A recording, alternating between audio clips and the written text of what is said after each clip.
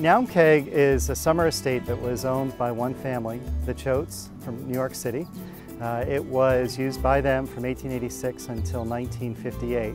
And the name Naumkeag comes from Mabel's father, Joseph, who grew up in Salem, Massachusetts. And that is the Native American place name for what we now know as Salem. So they brought it here. They lived in New York City.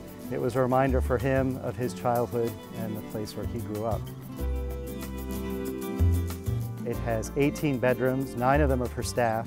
The remaining, a lesser number, are actually the family rooms. So there was more staff rooms within the house. So when the family left us the property to the Trustees of Reservations in 1958, it was left intact. So all the furnishings inside, the library, the dining room, all the bedrooms, it's all original furniture. It's typically called a shingle-style house. Most of the building is covered in shingle, including the roof. These were summer cottages for families coming out from Boston, up from New York City, up from the south.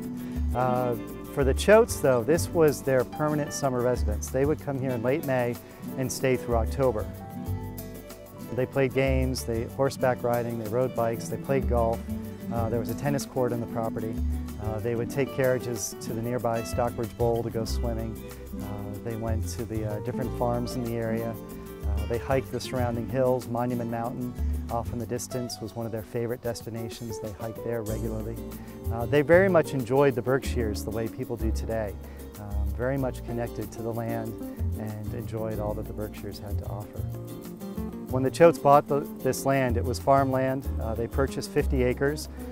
It now is down to 48 acres. And of that 48 acres, 8 acres are decorative landscaped gardens. You're going through the gardens at Naumkeag, you're seeing them as designed by Mabel Choate and the landscape architect Fletcher Steele between 1928 and 1956.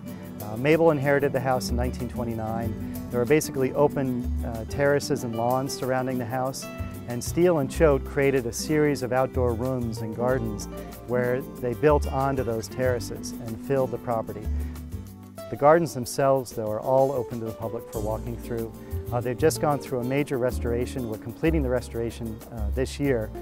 It's a 3-year, multi-million-dollar refurbishing of the landscape. And we've brought back over 200 trees. We've rebuilt the garden areas, brought back all the details that were created by Steele and Choate that have been lost over time.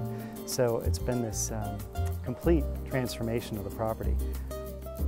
When you come to Naumkeag, you're really going to experience what it was like living in and being in a Gilded Age mansion in the Berkshires. The house is just as it was left to us in 1958.